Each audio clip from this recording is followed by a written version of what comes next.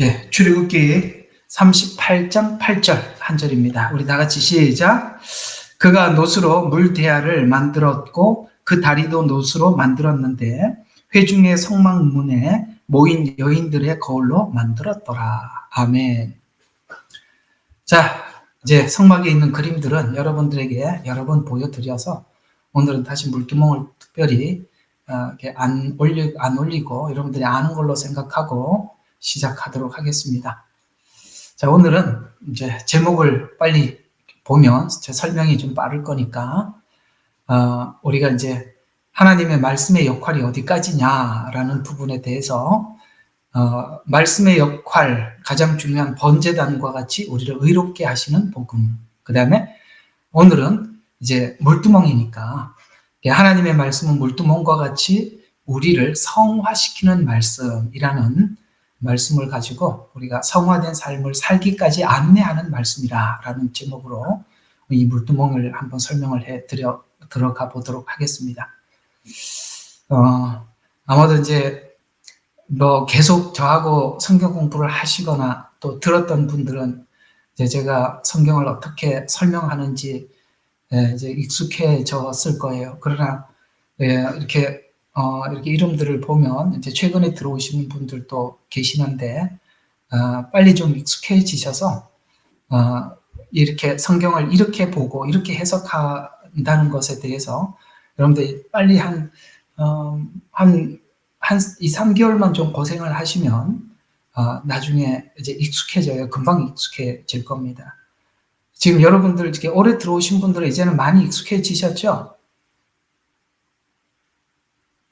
예, 익숙해지셔야 됩니다. 그래야 우리가 여러분들이 평상시에 진짜 알고 싶었던 내용들을 여러분들이 정확하게 알게 돼요. 자, 오늘은 또 이걸 들어보면 또, 참 기가 막히는, 이런 복음이 이렇게까지 하나님께서 깊이 있게 우리에게 말씀을 하시는구나. 우리가 찾으려고 하지 않아서 그렇지, 찾으려고 찾기 시작하면 성경은 모든 우리 질문에 대답을 해주시는구나. 이런 걸 느끼게 됩니다. 하나님께서 우리 보고 믿어라, 안 믿어지냐? 기도해라. 기도해서 믿어라. 이렇게 하시는 분이 아니라는 걸 오늘 제가 좀 말씀을 드리겠습니다. 기도는 도움은 받을 수는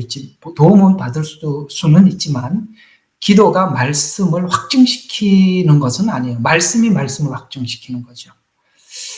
옛날에 이런 아주 유명한 설교가 중에 한 분이 그건 누구죠? 하여튼 유명한 모두가 이름을 대면 이렇게 요즘 이렇게 사람 이름이 생각이 안 나는지 모르겠어요. 그 분이 그런 말씀을 한 적이 있어요. 성경은 성경으로 충분하다. 무슨 말인지 아시겠어요? 이게 굉장히 이것만 잘 알아들어도 굉장히 우리한테 큰 도움이 되는 이야기예요. 그러니까 이게 무슨 말이냐면 성경 해석에 신학의 도움이 필요 없다. 이런 뜻이 되고 성경 해석에는 다른 어떤 도움이 필요 없다. 예를 들어서 기도는 약간의 도움은 될 수는 있어도 기도가 성경을 해석하게 할 수는 없는 거죠. 성경은 성경이 해석하게 해줘야 되는 거지. 그 다른 것이 성경을 해석하기 시작할 때부터 이 성경은 다른 해석을 가져오게 되는 거거든요. 성경은 성경으로 충분하다라는 그 말이에요. 네, 요즘 이제 계속 저하고 이렇게 성경 공부하면서 여러분들이 그런 것도 느낄 겁니다. 성경은 성경 해석으로 충분하구나. 성경을 가지고 아무개 학자 이야기는 안 하잖아요. 그죠? 저는 누구 학자 이야기 한 적이 없어요. 계속 성경을 성경으로 푸니까 여러분들이 이렇게 짝이 되고 이렇게 성경이 풀어지고 이런 뜻이구나 하고 계속 여러분들이 알아지듯이 성경은 성경으로 푸는 그런 데 익숙해져 가기 시작하면 여러분들도 여러분 스스로가 성경을 읽으면서 성경의 뜻을 하나님께서 계속 여기저기서 연결을 시켜주기도 하고 풀어주기도 하고 더 열어주시기도 하고 그렇게 하시는 거거든요. 자, 그런 뜻에서 오늘 이 물두멍을 한번 보면 번제단에서는 짐승이 계속 태워서 올라가고 있고 이제 문을 열고 들어오면 두 가지가 보인다 그랬어요. 하나는 번제단이 보이고 그 다음에 두 번째 물두멍이 보인다고 그랬죠. 번제단은 이미 설명을 한 부분이고 오늘은 이 물두멍인데 물두멍에는 물이 채워져 있는데 여러분 성경에는 항상 말씀을 물이라고 표현하고 상징적으로 말씀하고 있는 거 여러분 아시죠? 물은 말씀이라는 거 아시죠? 근데 왜 물을 말씀이라고 하는가? 뭐 여러 가지 뜻이 있습니다.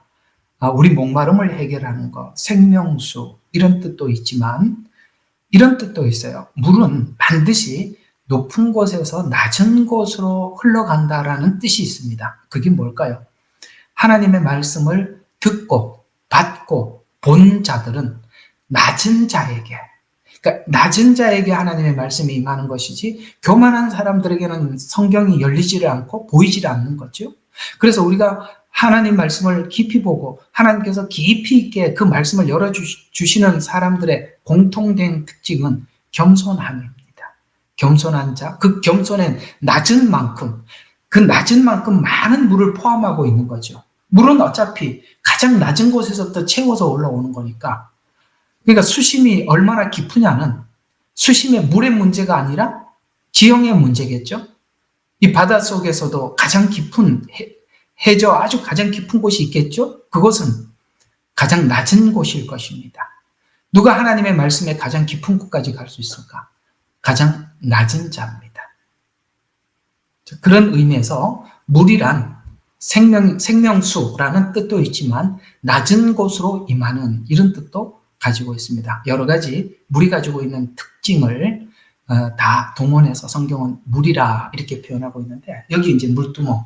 그래서 물두멍에는 말씀으로, 그러니까 물로 채워져 있다는 것은 이제 물두멍이 하는 역할은 번제단, 곧 예수 믿어 의롭게 된 자들에게 물두멍은 성화시키는 일이거든요. 그러니까 앞에 있는 번제단도 말씀이고 그 다음에 물두멍도 말씀이라면 말씀은 모두가 뭘 이야기하느냐? 하나는 구원, 칭의를 우리에게 설명하는 복음이라면 이 말씀은 또 우리를 성화시키는 복음이다라는 차원에서 이 물두멍에 물을 상징하고 있는 것입니다. 그래서 이런 의미가 되는 것인데요. 자, 물두멍 안에 있는 물은 하나님의 말씀을 의미하는데 말씀은 성도들의 구원과 성화도 오직 말씀으로만 가능하다는 뜻이에요. 그래서 말씀은 물두멍과 같이 성화의 역할을 감당해 준다. 그러니까 우리가 말씀을 통해서 은혜를 받고 말씀을 통해서 우리가 성화되지 않는, 하나님 말씀 때문에 내가 변하지 않는, 성화되지 않은 것은 다시 원점으로 돌아오죠. 그러니까 자기 의지로 변화시켜 놓은 것은 반드시 다시 돌아온다는 걸 느끼죠. 그러나 하나님 말씀이 우리를 성화시켜 놓은 것은 계속 가는 것이죠. 자, 그러면 오늘 이 물두멍에서 하는 말씀이 성화의 복음인데, 그리고 성화되어야 한다고 말씀하고 있습니다. 자, 요한복음 1장. 자, 우리 요한복음 1장 1절. 우리가 모두 외우고 있는 성경이지만 이 말씀이 도대체 오늘 이 물두멍과 연결을 시켰을 때 어떤 뜻이 될 수 있는가 한번 보시오. 자, 1장 1절 다 같이 시작. 태초에 말씀이 계셨고 그 말씀이 하나님과 함께 계셨으니, 자, 그 말씀은 하나님이다. 여기 그는 누구죠? 예수님이죠. 예수님을 소개합니다. 소개를 하는데 말씀이라고 소개를 하고 있으면서 14절에 또 그 말씀이 뭔지 이렇게 또 설명하고 있습니다. 자, 그 말씀이 육신이 되어 우리 가운데 거하심으로 성육신하셨다는 것이죠. 우리 가운데 거했다는 거죠. 이 성육신을 이야기하면서 그 성육신한 예수님을 보니까 우리가 그의 영광을 보니 아버지 독생자의 영광으로, 이게 예수님의 하신 말, 예수님의 하신 행동, 예수님이 오셔서 하신 모든 일들이 아버지의 마음을, 아버지가 우리에게 하고자 하는 것을 다 표현한 말씀이다 라는 뜻에서 뭐라고 이야기하죠? 우리가 그 영광을 보니 아버지 독생자의 영광으로 은혜와 진리가 충만하더라. 부족함이 없더라. 은혜도 완전히 풀이고 진리도 풀이더라. 그래서 완전하더라. 여기는 조금 더 하자가 없다. 자, 그래서 오늘 이 말씀이라는 거 우리가 한번 말씀. 이게 뭐 말씀을 찬양하는 찬가는 시편에 많이 나와 있어요. 특별히 시편 119편이 이 말씀의 찬양을 그렇게 하는데요. 이 말씀에 대해서 우리가 한번 살펴볼 필요가 있습니다. 오늘 여기 보니까, 자, 다시 한번 요한복음 1장 1절과 2절을 제가 한번 쭉 읽어보겠습니다. 자, 태초에 말씀이 계셨고 그 말씀이 하나님과 함께 계셨으니 그 말씀은 하나님이셨느니라. 그 말씀이 태초에 하나님과 함께 계셨느니라 라는 말로 이 창세 이전에 예수님이 함께 하고 있었구나 라고 이렇게 설명을 하면서 만물이 그에 의해서 지은 바 되었으며 라는 말로 보니까 하나님이시구나 라는 걸 알 수 있죠. 하나님이 태초에 천지를 창조하셨는데 예수님이 곧 하나님이라고 말하면서 이미 지원받은 것 가운데 그가 없이는 지어진 것. 우리 이전에 창세기 1장 1절 이전에 하나님과 함께 했던 그분이 오셨구나. 이렇게 이야기를 하면서 그분 안에 생명이 있었으니 그 생명은 사람들의 빛이라. 빛이 어두움 속에 빛이어도 어두움은 그를 깨닫지 못하더라. 빛이 왔답니다. 근데 어두움이 깨닫지 못하더라. 여러분, 빛이 오면 누가 제일 먼저 깨달아요? 어둠이 깨닫죠. 캄캄한 곳에 반딧불만 날아다녀도 빛이, 거기에 시선이 집중돼야 정상인데 빛이 왔는데 사람들이 아무도 몰라. 요한복음이 처음부터 막혀요. 얼마나 어려운지. 왜 모른다 그랬죠? 많이 말씀드렸죠. 장님이라는 거예요. 전부 다 장님이에요. 빛이 와도 빛이 온 줄 모르면 분명히 장님이죠. 우리는 어디서 복음을 받기 시작했다고요? 장님 상태에서 받았다. 이걸 강조하는 겁니다. 여기서 예수님이 왔는데 알아본 사람이 누가 있었냐? 이 말을 하고 있는 겁니다. 와도 아무도 몰랐다. 그러면 이거 알아보게 하려면 어떻게 해야 됩니까? 하나님이 우리 눈부터 띄워줘야 되지 않겠어요? 그래서 예수님이 오셔서 하셨던 첫 번째 사역, 고치고 가르치고 전파하고 고치는 일이 1순위였다고. 왜? 눈부터 열어줘야 될 거 아니에요. 그래서 벙어리들에게, 눈먼 자들에게 눈을 띄워주시고, 그 다음에 귀먼 자들에게 귀를 열어주셨어요. 침례 요한이 갇혀서, 오실 그이가 당신 맞습니까? 라고 요한의 제자들을 보냈더니, 너는 가서 이렇게 전해라. 뭐예요? 눈먼 자들에게 눈이 띄어지고, 귀먼 자들이 들리고, 이렇게 얘기해줘라.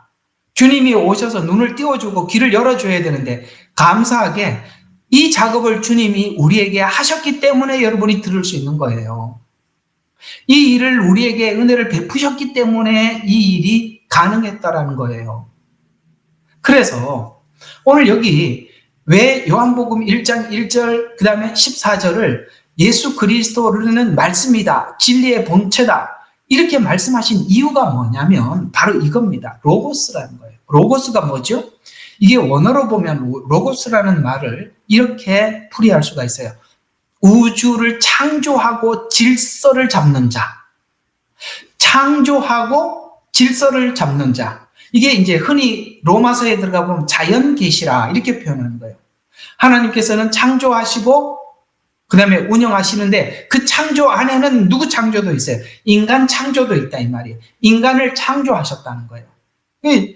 이단들이나 거짓 다른 종교들은 전부 다 인간이 진화됐다라고 표현하는데 여러분 인간이 진화된 게 아니라 처음부터 하나님이 인간을 창조하셨다는 말이에요.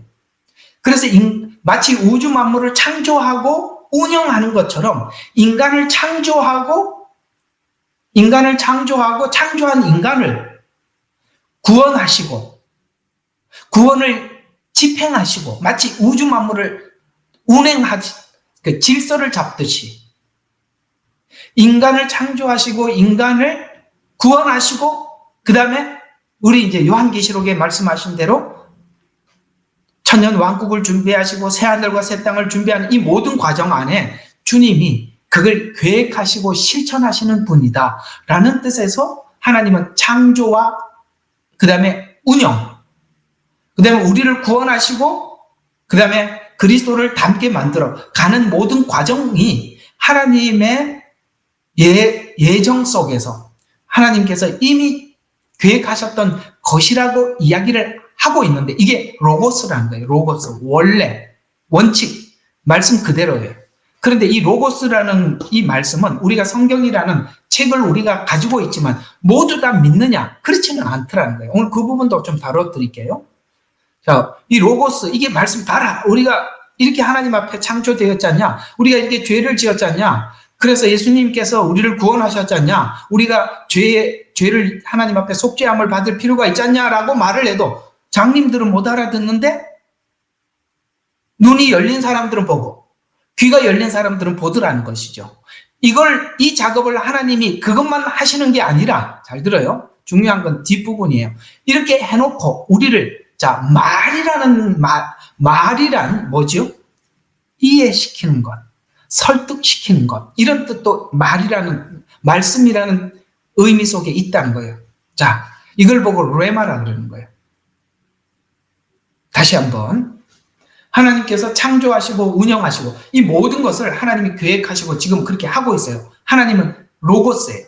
그게 성경이에요. 그런데 이 성경을 우리에게 이해시키다, 설득시키다. 왜 하나님은 우리를 이해시키고 설득해야 됩니까? 성경은 보면 로마서를 기록하면서 이렇게 시작합니다. 믿어 순종케 하려고 로마서를 썼다. 이렇게 이야기합니다. 믿어, 순종, 이것은 우리 자유의지가 하나님 앞에 반응을 해줘야 되는 거잖아요. 여러분, 이 믿음을 이렇게 생각하지 말라는 거예요. 아까 말했잖아요.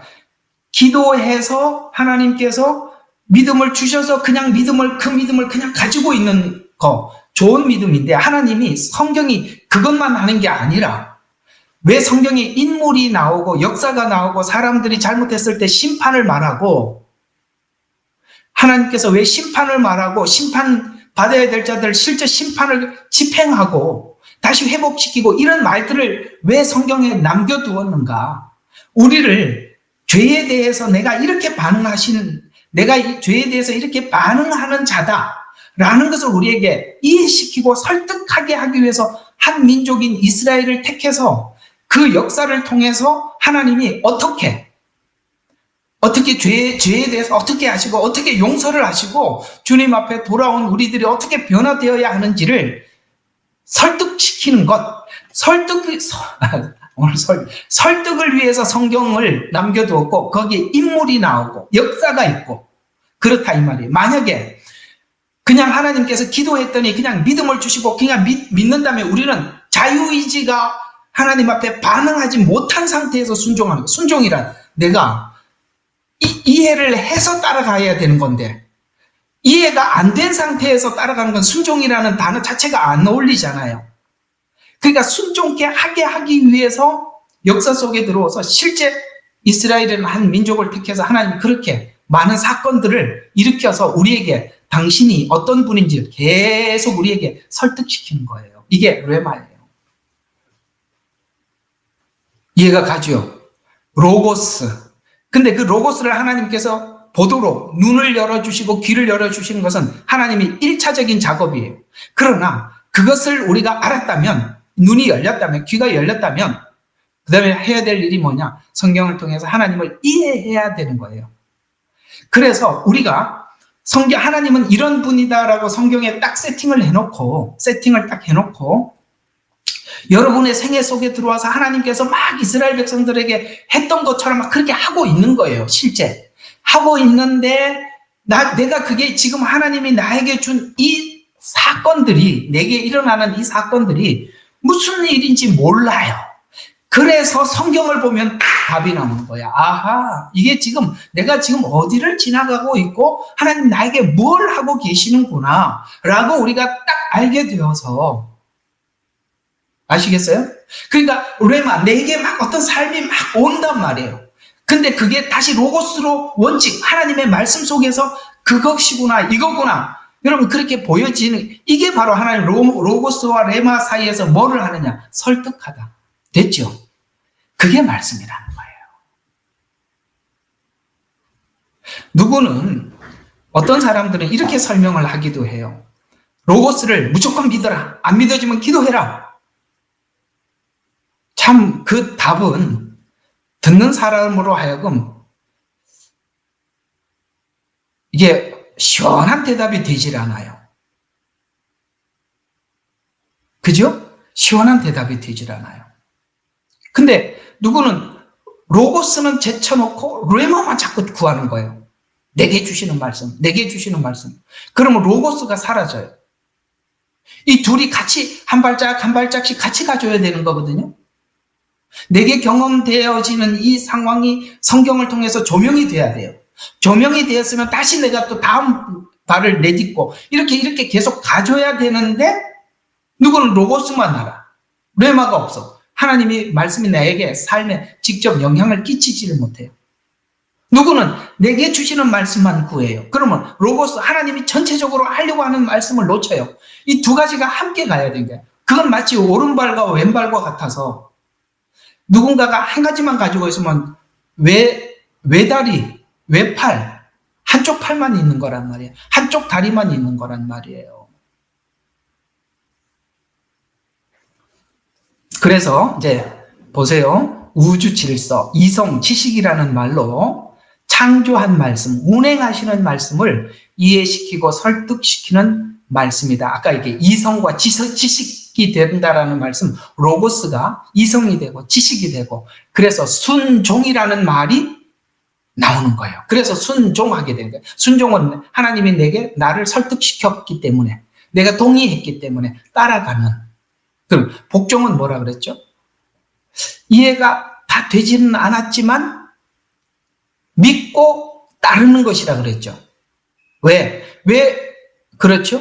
다 이해가 안 되지만 하나님이 우리에게 하시는 모든 요구들은 유익하더라. 나에게 정말 유익하더라. 그분이 내가 싫더라도 이렇게 하라고 그러는 것이 지금까지 살아보니 참 도움이 되더라. 그래서 복종은 믿음이 동반되는 것이라면 순종은 이해가 동반되는 것입니다. 됐죠? 자, 그래서 여기 한번 보시죠.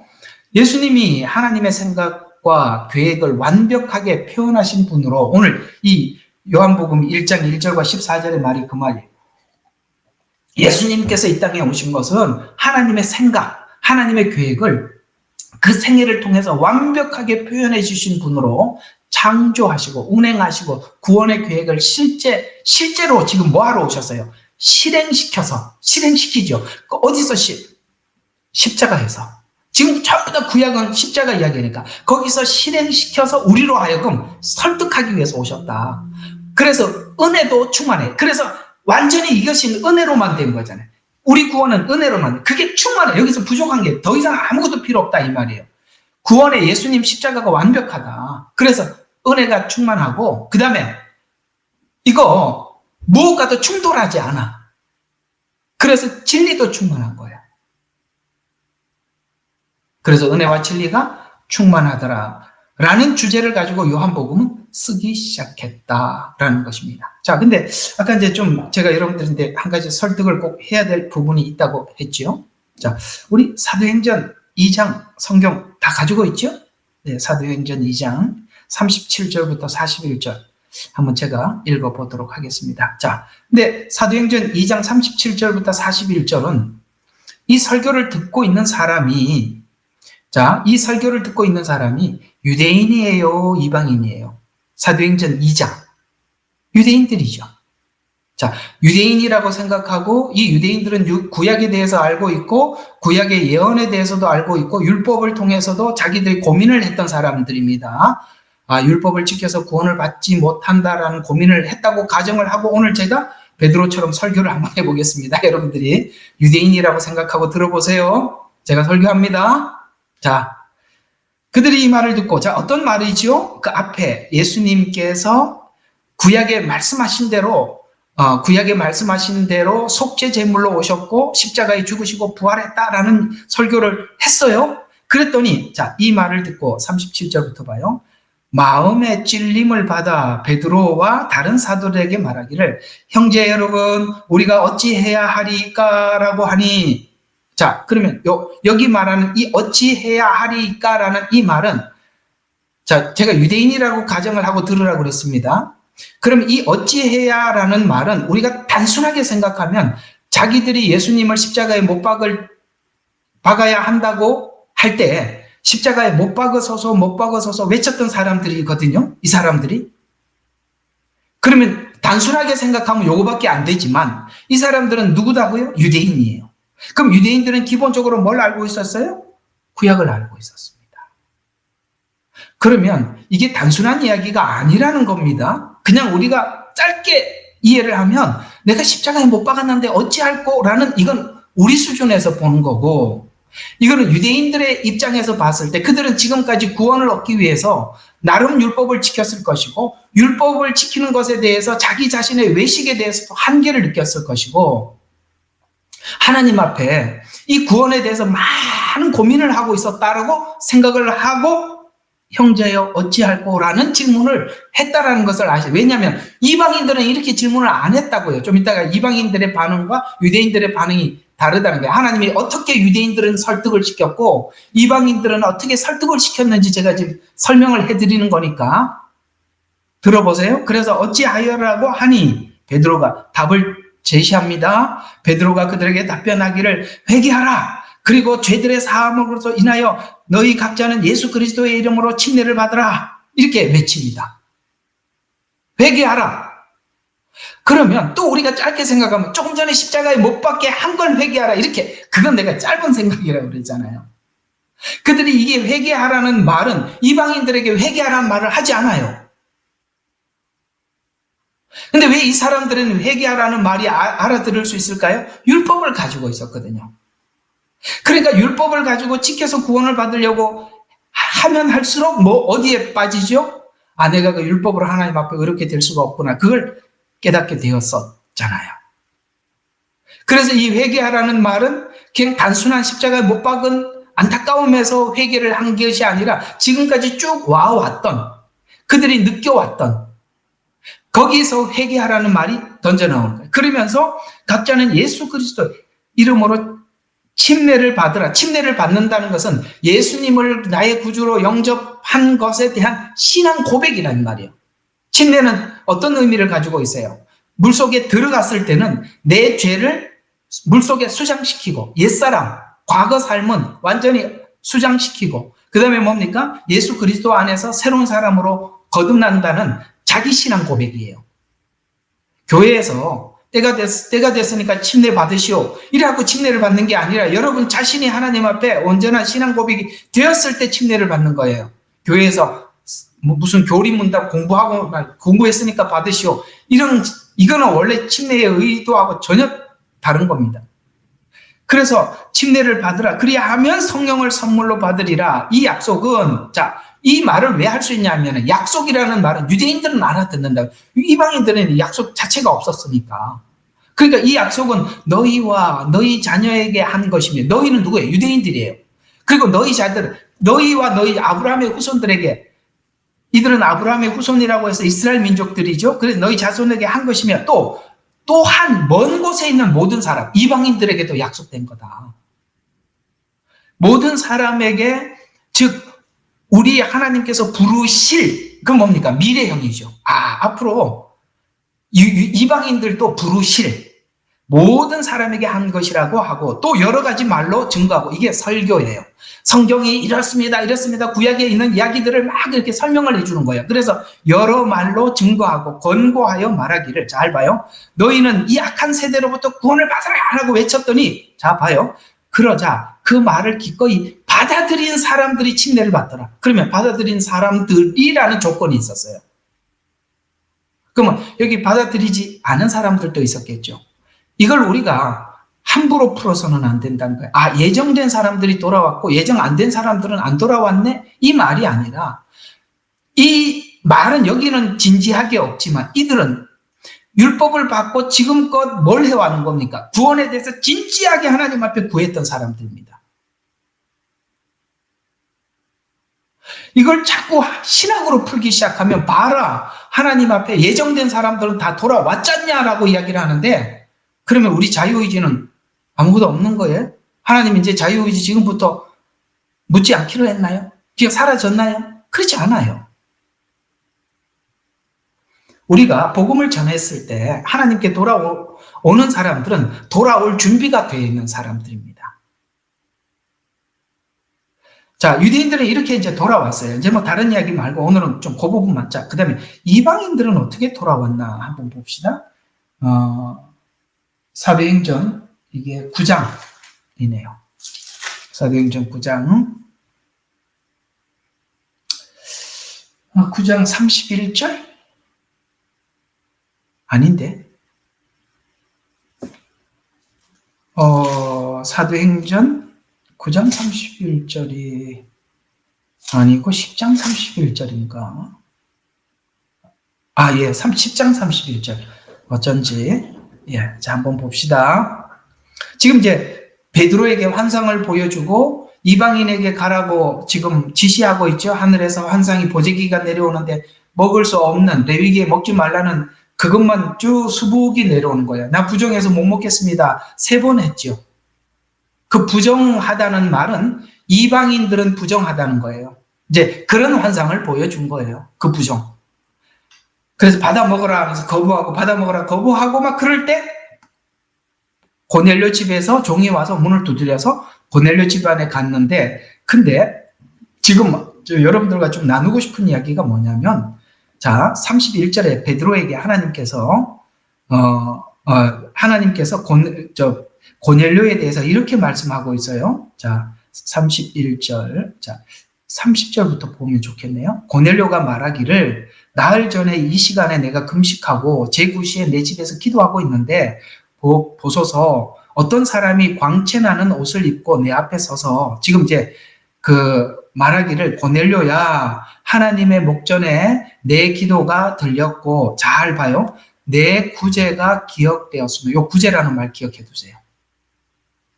자, 구제가 기억되었으니 그러므로 요바의 사람을 보내어 베드로라고 하는 시몬을 불러오라. 왜죠? 복음을 지금 시몬 베드로가 사도들이 알고 있으니까.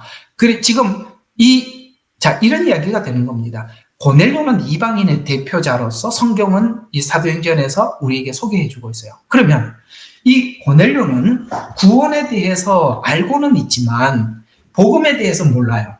하나님이라는 것도 알고 하나님 앞에 우리가 구원을 받아야 한다라는 것까지는 알아요. 그런데 그 구원을 받는 방법을 뭘로 선택을 했냐면 착한 일 하자. 착한 일이 뭐죠? 구제예요. 그러니까 이방인이 복음을 모르니까 구원을 받기 위해서 선행을 한 거예요. 그게 고넬료가 했던 구제예요. 그래서 구제라는 말이 여기 등장하는 거예요. 구제를 했더니 구원을 받더라. 이 말이 아니라 복음을 몰라도 이렇게 하면 되는 줄 알고 하고 있었어요. 그래서 그 구원받기를 갈망하는 이 고넬료를 아시고 하나님께서 지금 누구를 보내죠? 베드로를 보내서 이 고넬료 집안에 복음을 전해서 예수 그리스도를 소개해 주려고 보내서 베드로가 전한 복음을 듣고 고넬료, 곧 이방인이 구원을 받더라라고 이렇게 설명을 해주는 거예요. 기독교의 복음 됨됨이는 예수 그리스도인데, 이방인들이 구원에 대한 것에 대한 갈망은 죄에 대한 인식을 하고, 왜냐하면 양심이 그걸 하니까, 이 로마서 이제 설명할 때 다 해드릴 거예요. 양심이 우리 죄를 지적을 하니까 죄에 대한 인식은 아는데 구원의 방법을 몰라요. 그래서 이방 종교들이 나름 자꾸 이렇게 종교들을 만들어내는 거예요.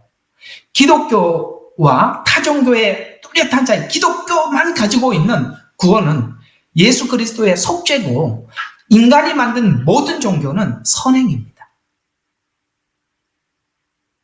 그죠? 선행, 죄 안 짓는 것, 이런 걸 이제 기점으로 해서 종교를 만들어내는 거예요. 그죠? 한번 생각해봐요. 다른 종교애들 죄에 대해서 안 지으려고 하니까 어떻게 해야 돼요? 법을 만들어야 돼. 율법을 딱 만들고 율법을 꼭 지켜야 돼. 그래야 구원받아. 이게 이슬람이에요. 맞죠? 법을 지켜야 돼. 그 법 테두리에서 벗어나면 안 돼. 그게 이슬람이에요. 그러면 불교는 뭐죠? 죄를 안 지으려고 하니까 죄가 자꾸 떠올라. 그럼 산으로 가서 머리 깎고 앉아서 그냥 고행을 해야 돼. 죄를 잊어봐. 근데 이미 죄를 겪었는데 머리 깎고 거기 가서 목탁 두드린다고 이게 봤던 게 사라집니까? 이건 전부 다 기독교 이외의 모든 다른 종교들은 인간이 스스로 죄를 해결하는 방식을 택하고 있어요. 모든 종교가 그렇습니다. 유일하게 기독교만큼은 대속의 종교예요. 예수님이 우리. 그 유대교도 똑같죠? 그들이 율법을 지켜서 하나님 앞에 의롭게 될. 그렇게 하면 할수록 뭐만 되더라? 자기 자신을 속이기만 하더라. 이것이 예수님이 하신 지적 아니겠습니까?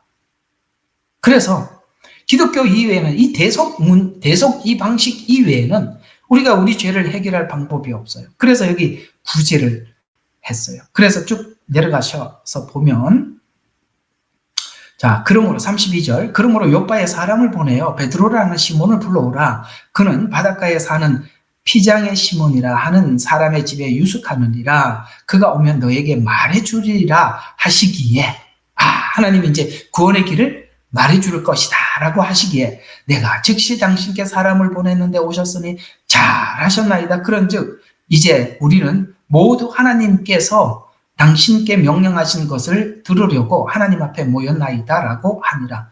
여기 있는 우리 그 분 중에 한 분이 이방인은 설교할 자격이 없고 유대인들만 있습니다 라는 말들을 이런 걸 가지고 하는 거거든요. 지금 이방인인 고넬료가 베드로에게 설교를 들어서 구원을 받았잖아요. 그럼 우리가 계속 유대인들에게 들어야 합니까? 유대인들은 예수님을 부인하는데요. 이방인인 우리도 이 복음을 깨닫고 하나님께서 세우셔서 이 복음을 전하게 하시는 거예요. 이건 정말 이상한 거예요. 그러니까 이게 대체 신학을 걷어낸다고 하면서 또 그쪽으로 빠져버리는 거거든요. 이게 무서운 거 아시겠어요? 요리조리 함정이 이렇게 많은 거예요. 대체 신학을 발견하면 뭐합니까? 또 다른 함정에 또 빠졌는데요. 이렇게 사단은 함정이 많다는 걸 아셔야 돼요. 성경을 볼 때는, 성경을 해석할 때는 성경 전체를 볼 줄 아는 안목이 필요해요. 전체 그림을 알고 작은 그림을 말해야 되는 거예요. 전체 그림을 모르고 이 한 그림에만 집중을 해버리면, 여러분, 사자를 이렇게 생각해 봐요. 누구는 이 사자 목에 있는 털만 진짜라고 해요. 그게 진짜 사자다고 그렇게 얘기해요. 털을 중심으로 사자를 이야기할 거고, 누구는 이빨을 중심으로 사자를 말할 거고, 누구는 하여튼 있잖아요. 왜 이것저것 자기가 본 것만 가지고, 그걸 가지고 이제 이 사자 눈이 진짜니까 눈을 기준으로 사자 전체를 보자. 여러분, 사자 눈으로 보면은 사자가 이상한 그림이 나오잖아요. 사자 전체 그림을 알고 눈을 말해야 되고, 전체 그림을 알고 이 털을 말해야 되고, 아시겠어요? 전체를 알고 이빨을 말하고 손톱을 말을 해야지요. 왜 이 손톱이 최고라고 하냐고. 그걸 가지고 사자를 다 설명을 하면 이상한 사자가 나오죠. 일단은 여러분들이 성경을 알려면 성경 전체 그림을 다 알고, 그런 것들은 나머지는 이렇게 그 한 부분을 설명하는 게 돼야지. 주제를 잘못 잡고 있잖아요. 성경의 주제는 예수지 이스라엘이 아니라고요. 맞죠? 성경의 주체는 예수 그리스도지 이스라엘이 아니라고요. 이상하게 예수 그리스도가 이스라엘에 빠져버렸잖아요. 아시겠어요? 예수가 이스라엘로 대체돼 버렸다고요. 또 대체됐다고요. 네, 좀 그런 말들을 저번에도 하시고 이번에도 하셔서, 내가 이번에는 한번 좀 오늘 바로 잡아야 되겠다 싶어서 오늘 한번 여러분들에게 말씀을 드립니다. 다행히 그래도 여러분들에게 반응을 해주지 않아서 그래도 좀 알기는 아는갑다 했습니다. 고마웠습니다. 그런 말 올라오면 대답하지 마세요. 예수님이 이스라엘로 또 대체된 겁니다.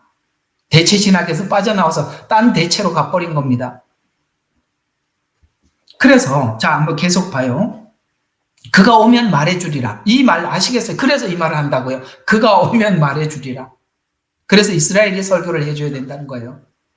자, 내가 사람을 보냈는데 오셔서 잘하나이다. 그런즉 이제 우리는 모두 하나님께서 당신께 명령하신 것을 들으려고 하나님 앞에 모였나이다. 이 두 말씀 딱 듣고 나니까, 야, 그 사람 말이 다 맞는 것 같죠? 우리 이방인들이 딱 앉아서 뭐라고 그랬습니까? 당신께서 명령하신 것을 들으려고 하나님 앞에 모였나이다. 이방인들은 이렇게 이제 설교를 들어야 된다는 거지. 근데 이제 그때 베드로가 입을 열어 말하기를, 참으로 내가 깨달은 것을 하나님께서는 사람의 외모로 취하지 않으시고 어느 민족에게서나 자기를 경외하는, 이 두려워하는 말보다는 경외가라는 말이 맞아요. 의를 행하는 사람은 받아주신다는 것이라. 하나님을 경외해서 구원을 알고 구원을 받기 위해서 구제를 했어요. 근데 그가 어떻게 의롭게 되는지를 몰라. 그걸 지금 베드로가 설명해 주는 거예요. 그러면 우리가 베드로가 여기 와서 설명하는 것처럼 우리가 베드로가 이해하고 있는 대로 복음을 설명할 수 있는 사람이라면 하는 거죠. 유대인들이 그걸 다 해야 됩니까? 아니잖아요.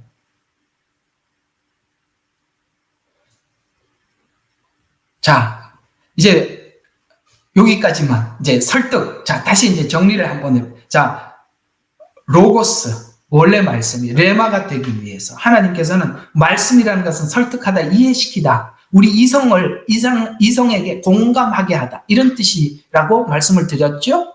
근데 그 공감하는 방식이 유대인들이 공감하는 방식과 이방인이 공감하는 방식이 좀 달랐더라.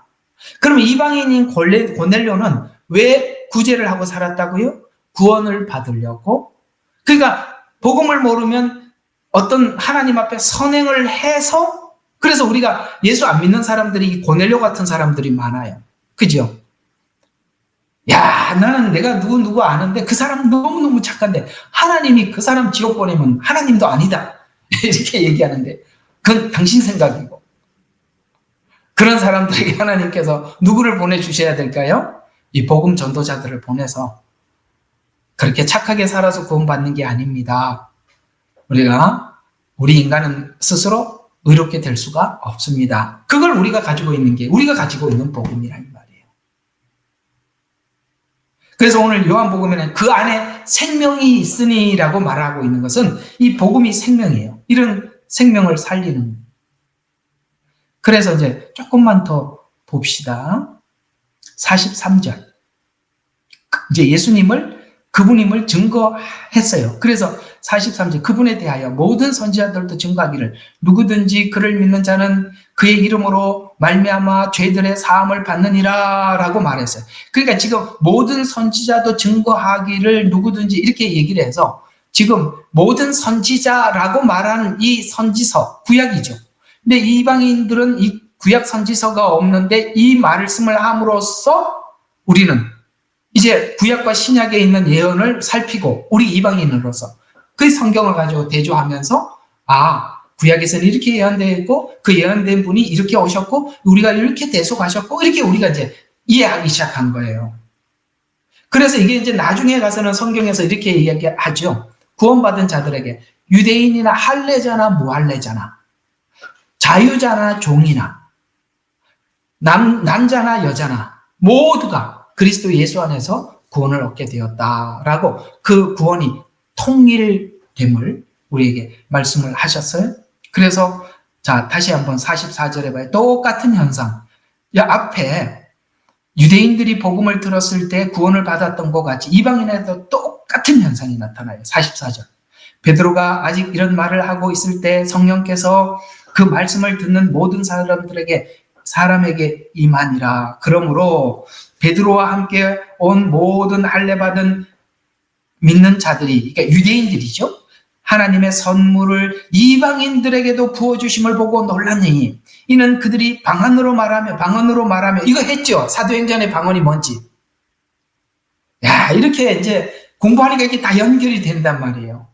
이게 성령 받은 것을 방언으로 하나님께서 알려주고 있는 거예요. 지금 사도들에게 방언으로 하나님을 높임을 그것을 들음이라. 그때 베드로가 대답하기를 이 사람들이 우리와 마찬가지로 성령을 받았으니 어느 누가 물로 침례받는 것을 그 말이요. 똑같지요. 지금 앞에 사도행전 2장 유대인들에게 했는가 똑같잖아요.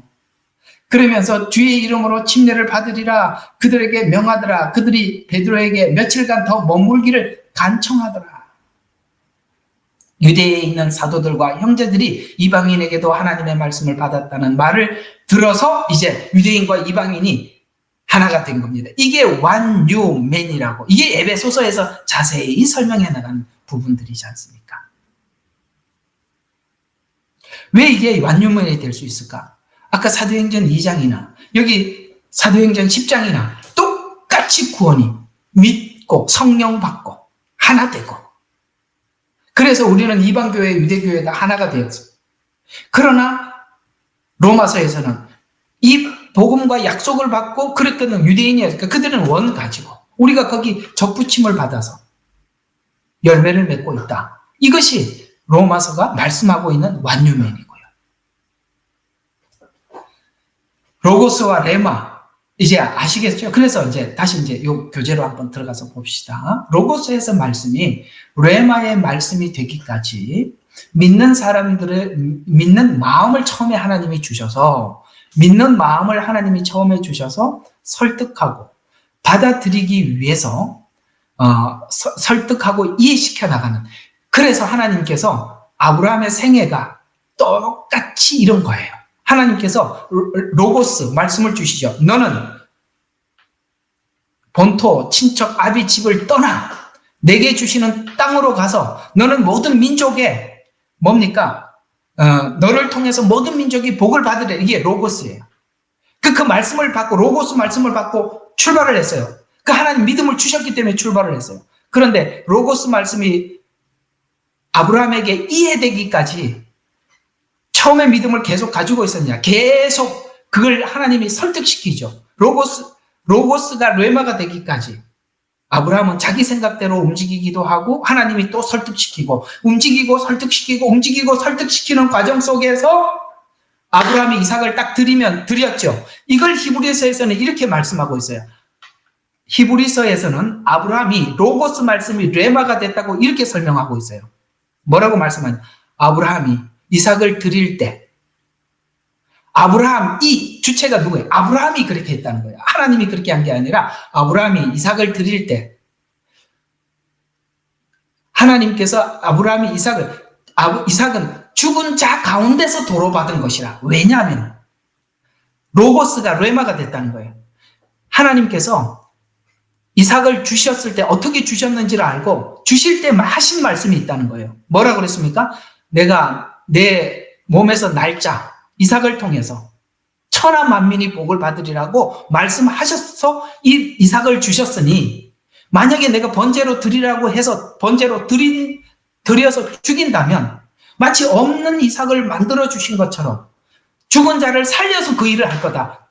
원래 이 이삭을 통해서 하기로 하나님이 처음부터 약속을 했다. 로고스를 레마로 굳게 믿고 이삭을 드렸다. 아시겠습니까? 이게 순종이라 이렇게 설명을 하는 거예요. 순종이. 예?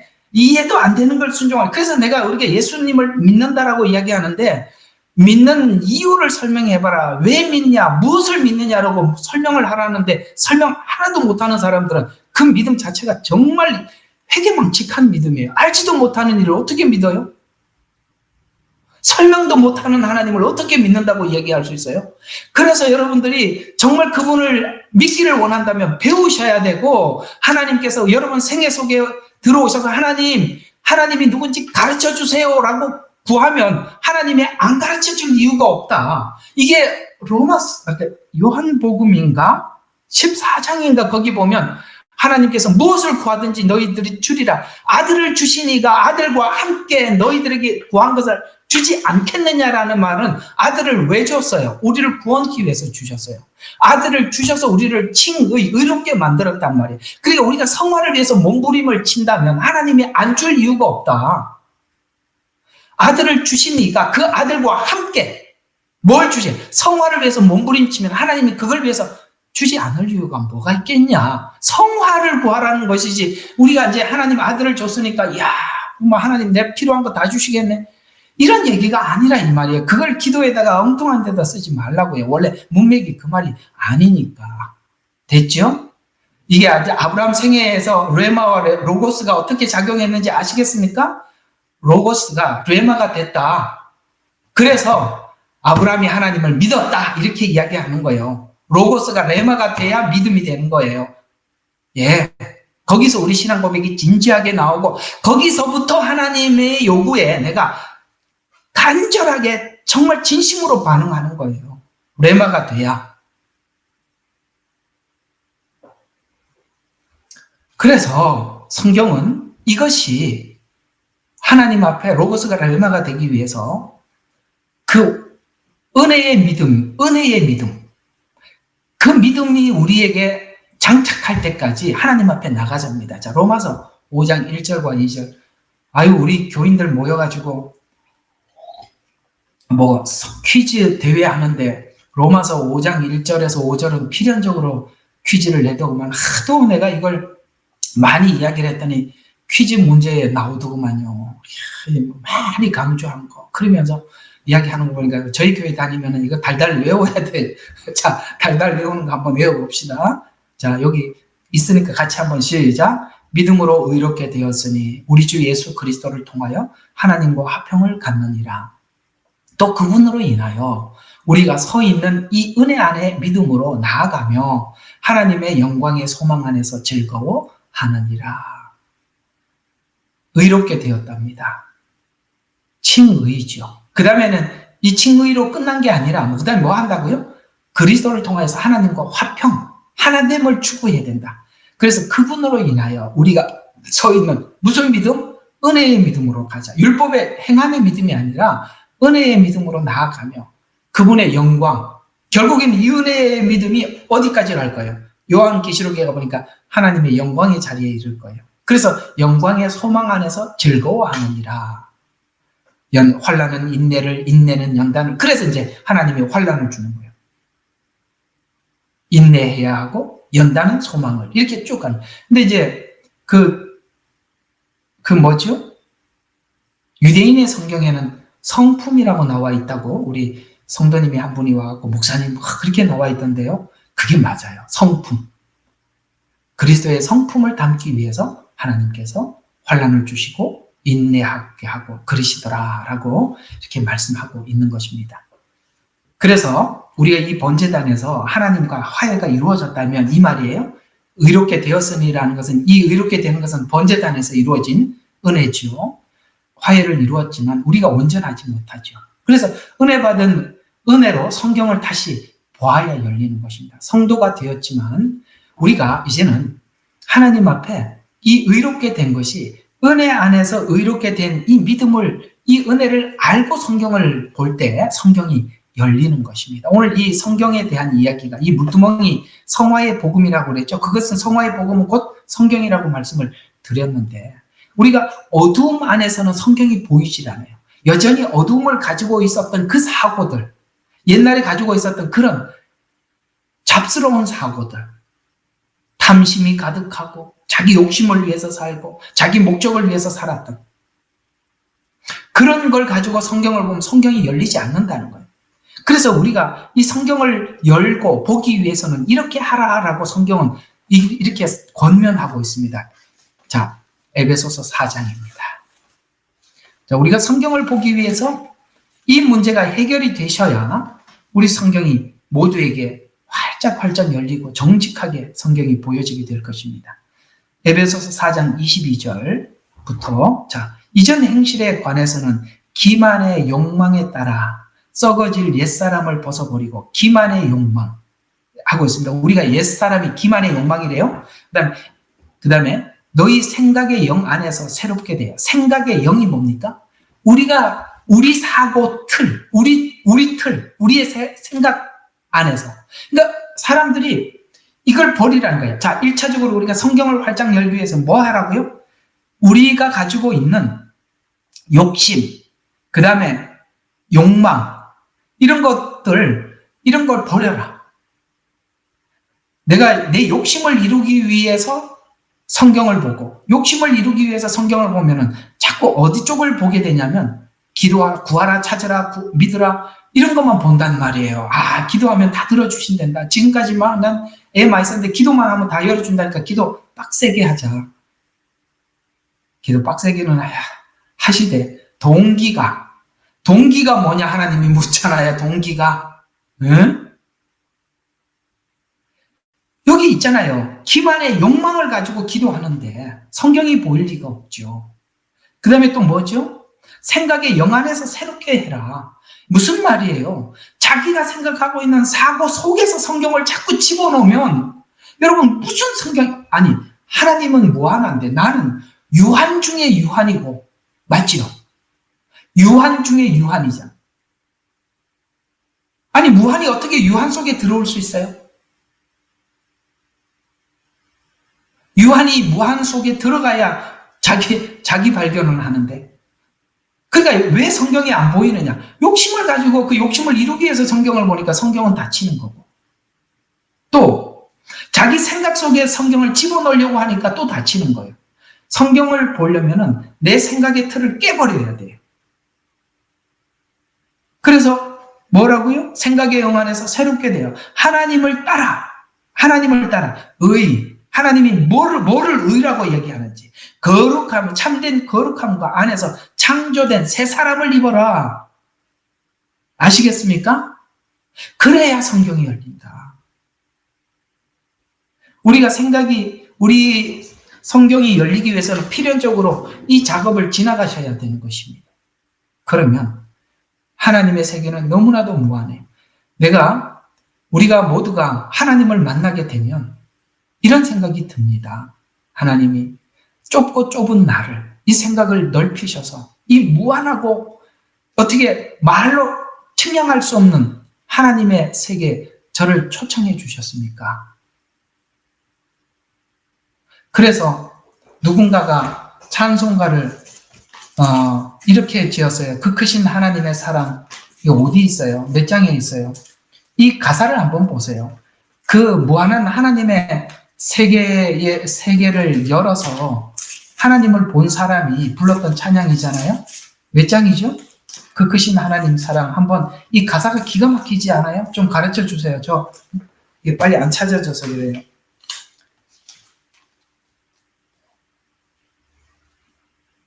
그 크신 하나님 사랑. 예, 304장. 예, 한번 이 가사를 한번 가만히 봐봐요. 우리가 성경이 열려서 하나님을 본 사람이 이 찬양에 이 찬양 틀렸어라고 말할 사람이 누가 있어요? 한번 읽어볼게요. 그 크신 하나님의 사랑, 말로 다 형용 못하네. 저 높고 높은 별을 넘어 이 낮고 낮은 땅 위에 죄범한 영혼 구하려 그 아들 보내사 화목제물 삼으시고 죄 용서하셨네.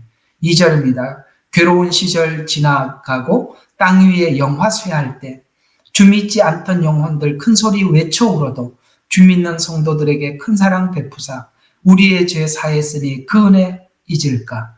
하늘을 두루마리 삼고 바다를 먹물 삼아도. 이 표현이 너무 기가 막히는 표현이에요. 그죠?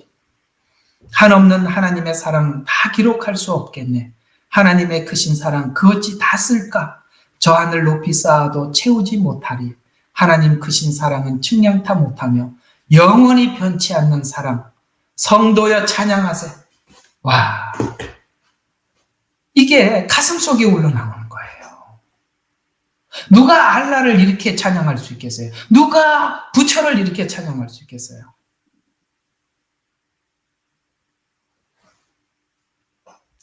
여러분, 성경이 활짝 열리려면 우리 속에 있는 욕심, 탐심 내려놓고 하나님을 내 속에 끌어넣으려고 하지 마시고 무한한 하나님의 세계 속으로 들어가 보면 하나님의 사랑을, 바다를 먹물을 삼고 하늘을 두루마리 삼아도 다 쓸 수가 없다는 것을 우리가 알게 되겠죠. 또 성경의 권면, 두 번째 권면은 야고보서 1장 21절에서 이렇게 성경이 열리기 위해서는 이렇게 해라 라고 말씀하고 있는 야고보서 1장 21절에 보니까 그러므로 너희는 모든 더러움과 넘치는 악을 벗어버려라. 너희 혼들을 구원할 수 있는 심겨진 말씀으로 온유하라. 여기 심겨진 말씀이라는 말은 뭡니까? 진리의 말씀, 심겨진 뭐예요? 예수님께서 씨 뿌리는 비유를 통해서 씨를 뿌리는 자가 뿌리러 나올세라고 말씀하셨던 여러분들에게 뿌려진 이 복음, 심겨진 말씀으로 심겨진 말씀을 온유함으로 받으라라고 말씀하고 있고요. 또 로마서 8장 5절과 8절, 로마서로 또 다시 돌아가 보겠습니다. 로마서 8장입니다. 로마서 8장 5절과 7절. 자, 그러므로 육신 안에 있는 자들은 하나님을 기쁘시게 할 수 없느니라. 그러나 하나님의 영이 너희 가운데 거하시면 너희가 육신 안에 있지 아니하고 성령 안에 있나니 이제 누구든지 하나님의 그리스도의 영이 없으면 그리스도의 사람이 아니라 만일 그리스도께서 너희에게서 계시면 몸은 죄에 대하여 죽은 것이나 성령은 의로 인한 생명이라. 아니죠. 5절부터 육신을 따르는 사람은 육신의 일을 생각하나 성령을 따르는 사람은 성령의 일을 생각하느니라. 육신의 생각하는 것은 사망이나 영적으로 생각하는 것은 생명과 평안이니라. 육신적인 생각은 하나님과 원수가 되나니 그것은 하나님의 법에 복종하지 않을 뿐만 아니라 실로 할 수도 없다. 이렇게 말씀하고 있습니다. 영을 따른다 라는 말은 성령의 말씀, 하나님께서 성령을 통해서 조명해 주신 그 말씀이 옳다, 그걸 따른다 라는 뜻이 되겠습니다. 그래서 우리가 하나님 말씀을 믿으려면 육신적인 방법으로 성경을 열려고 하면 안 되고, 아시겠어요? 하나님의 영의 생각을 따라서 저는 이 말씀에 대한 그 어떤 권면을 전 정말 마음속 깊게 제가 경험한 사람입니다. 예수님을 믿고 교회를 다니는데 처음에 다녔던 교회는 그 옆집 할머니가 전도를 해서 한 주 나갔더니 교회 국수가 맛있어서 다음 주에 또 가고 그때는 진짜 예배 시간 시작하면 졸았어요. 끝나면은 일어나서 밥 먹고 이게 이제 처음에 교회 다닙니다. 교회도 음식이 맛있으면 계속 옵디다 저같이. 그러다가 이제 이사를 갔어요. 두 번째 간 교회에 가서 은혜를 받는데 고등부 수련회를 갔어요.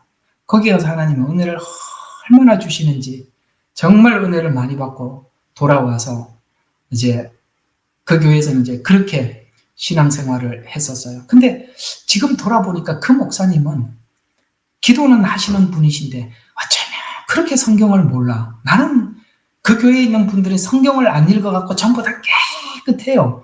그러니까 목사님 설교할 때만 펴봐. 목사님도 본문도 한 절 아니면 두 절밖에 없어. 그러니까 읽어도 한두 절 딱 읽어놓고 처음에 몇 마디 하다가 뭔 이야기 하는지 도대체, 그래서 나는 이게 성경이, 그런 생각을 했어요. 이 성경이라는 것이 사람들에게 내가 예수 믿는 사람입니다 라고 이렇게 표시하는 책으로 들고 다니는 줄 알았어요. 이제 처음에는 이제 예수 믿는다는 게 그렇게 뭐 익숙하지 않는 집에서 살았으니까 옛날에 그 유니온 성서에서 나오는 조그마한 신약 성경, 요 손바닥만 하는 것이죠. 그거 주머니에 넣어갖고 갔다가 집에 오고 그렇게 했다가 어느 날 가만히 생각해 보니까 이게 성경 한 권은 사야 되겠더라고요. 이게 나눠진 손바닥만한 책만 가지고 다닐 게 아니라 성경을 한 권 사야겠다 싶은 생각이 들어서 서점에 가서 성경을 사러 갔는데 주인한테 그랬어요. 최근에 나온 성경을 한 권 달라 그랬습니다. 그랬더니 서점 주인이 최근에 나온 성경이 어디 있노? 이게 다 성경이 똑같은 성경이지. 그래서 그게 무슨 말인지도 몰랐어요. 나는 성경이 계속 이렇게 바뀌는 줄 알았어요. 최근에 나온 성경을 팔라고 그랬더니 주인이 웃으면서 성경이 다 똑같은 성경이지 최근에 나온 게 어디냐면서 한 권을 주더라고요. 이제 그걸 들고 다니기 시작했어요. 그러나 그 교회에서는 그래도 기도의 은혜는 받았는데 난 성경이 뭔지 몰랐어요. 근데 이제 믿으려고 하니까 그렇게 기도로만 믿고 그냥 한번 은혜 받은 걸로 믿으려니까 이게 도저히 따라잡을 수가 없는 거예요. 믿음이 유지가 안 되는 거예요. 그때 내가 기도할 때 만났던 게 예수님 맞나? 이런 생각이 들기 시작하는 거예요. 그게 한계가 있는 거예요. 그래서 그때부터 고민하기 시작했어요. 저번에 만났던 분이 예수님 맞긴 맞는데 이게 내가 계속 그때 한 번 만난 거 가지고 쭉 유지를 하려고 하니까 그게 됩니까? 이러면 아시잖아요. 안 되잖아요. 그때부터 믿음에 대해서 갈등이 생기기 시작하는 거예요. 얼마나 고민을 많이 했는지 몰라요. 진짜 고민 많이 했습니다. 정말 8년을 고민을 했습니다. 믿어야 되는지 말아야 되는지. 그때 저는 너무 많은 의문이 생겼어요. 태초에 하나님이 천지를 창조하시니라. 여기부터 막히는데 뭘 열어내겠어요. 창세기 1장 1절부터 이해가 안 되는데. 얼마나 고민이 되는지 모두 다 고민이 되고 의심이 되는 거예요. 그러다가 이제 군대 가서 돌아와서 어떤 교회에 출석을 하기 시작했는데 8년 동안 고민했던 고민을 이 목사님이 다 열어주시는데 나는 그때 딱 한마디로 표현해 미칠 뻔했습니다. 내가 진짜. 여러분들도 아마 딱 그런 기분인 사람들이 있을 겁니다. 제가 온 길을 따라오시는 거예요. 나는 설교 시간에 듣고 이렇게 놀랄 수가 없어요. 이게 그 말이었어. 이게 그거였어. 이게 그거구나. 얼마나 울었는지 몰라요. 그걸 하나님이 8년 동안 이렇게 고민하게 하셨고 그 고민했기 때문에 그걸 담을 수가 있었어요. 그래서 거기서 목사님이 신약을 열어주셨어요. 이렇게 신약에 대해서 너무 충격을 받고 다음 교회를 갔는데 이제 신학교 다녔던 교회. 이분은 또 구약에 또 그렇게 또 이렇게 제가 알고 있던 그 신약이 구약과 함께 연결이 되는데 와 거기서 또 충격을 받았죠. 여러분들이 그 기초 위에 지금 배우는 겁니다. 그걸 가지고 오랫동안 설교했는데 지금은 이제 그게 오랫동안 설교해갖고 누적이 돼서 여러분들은 진짜 값진가 정말 이게 참 그래도 여기 지금 오신 분들 중에 제가 목회할 때 저희 성도들이 또 여기 있어요. 여기 지금 방에 들어오신 분 중에 그때 이분들이 한번 듣고 지금 한번 되새길 겁니다. 아마도 우리 그 성도들은 분명히 제가 이렇게 설교하는 거 듣고 목사님 옛날보다 많이 우리가 배우지 못했던 거 엄청나게 많이 더 깊이 열어주시네 하고 할 거예요. 여러분들은 다 알아요. 그때 다 배웠잖아요. 매일 저녁 2시간, 3시간씩 성경 공부했습니다. 여기 오신 분들. 매일 저녁 했어요. 지금도 매일 저녁 하고 있지만. 그런 것처럼 그게 하나님 말씀이라는 것이 아까 내가 로마서의 사도행전에 보면서 그 유대인들이 말씀을 받을 때 형제 어찌할꼬 가슴을 쳤잖아요. 그게 왜 그 말 한마디 때문에 우리는 너무 단순하게 생각할 수 있어요. 성령이 임하고 성령님께서 그 가슴을 치게 하니까 가슴을 쳤다. 이렇게 말을 해버리면 답은 되는데 시원치가 않아요. 그러면 고넬료 가정에 가서도 복음을 전했을 때 가슴을 치고 막 하나님 앞에 형제 어찌할꼬 이렇게 해야 되는데 고넬료는 그렇게 안 하잖아요. 이해가 가요? 들어오는 길이 다르다는 거. 예, 그런 거예요. 이런 것처럼 모두가 각자가 달라요. 모태신앙은 어쩌면 모태신앙은 사도행전 2장처럼 가슴을 칠 겁니다. 안 모태는 고넬료처럼 이렇게 될 수도 있는 거예요. 다른 거예요, 서로가. 그 나하고 같아야 된다라는 생각을 버리시라는 거예요. 모두가 달라요. 들어오는 입구가 달라요. 그러나 들어와서는 한 길로 가는 겁니다. 문은 달라도 똑같이 예수 그리스도라는 한 목표 지점을 향해서 우리가 가는 거예요. 그게 바로 성경이라는 이 원칙, 로고스를 통해서 우리를 함께 모으는 겁니다. 우리가 다른 경험을 하지만, 다른 경험으로 주님 앞에 왔지만, 아시겠습니까? 어디로 가야 하는지를 설명해 주는 게 성경이라는 거예요. 그래서 내가 들어온 걸 자꾸 주장하지 말라고요. 들어온 거는 다양하게 들어오는 거예요. 그 다음에 통일성을 가져야 돼요. 어디를 가야 되는지 아시겠습니까? 방향을 설정하고 우리가 그걸 지향해야죠. 과거 이야기를 자꾸 하면 안 돼요. 내가 이렇게 들어왔으니까 나처럼 이렇게 안 들어온 사람 다 가짜다. 그런 오만함이 어디 있습니까? 그러나 오늘 성경이 하는 권면은 잘 들어야 합니다. 하나님의 말씀을 네 이성 속에 가두려고 하지 마라. 네 욕심과 교만과 네 탐심으로 성경을 역이용하지 마라. 그러면 성경은 열리지 않는다라는 권면은 우리가 잘 들어두어야 하는 것입니다. 자, 오늘은 이 물두멍이 왜 말씀인가라는 주제로 여러분들과 함께 토론을 열어봤는데 물두멍을 하다 보니까 이런 것도 나오고 저런 것도 나오고 저절로 막 이렇게 성경이 정리가 돼 가실 겁니다. 그래서 여러분에게도 하나님의 말씀이 이제 여러분의 어떤 틀을 벗어나서 무한한 하나님의 세계로 날개짓하고 그 안에서 마음껏 하나님의 은혜를 누리는 여러분들이 되셨으면 합니다. 우리는 역사상 가장 중요한 시점을 지나고 있습니다. 하나님께서는 하나님의 일을 하시기 전에 사람을 준비시키셨음을 우리가 알고 있습니다. 하나님 말씀은 마지막 때에 대추수, 대부흥의 때가 있다고 분명히 예언하고 있습니다. 아멘. 하나님의 말씀이 그대로 성취될 것을 믿습니다. 예레미야 눈물은 잠자는 교회와 영혼을 깨우기 위해 노력하고 있습니다.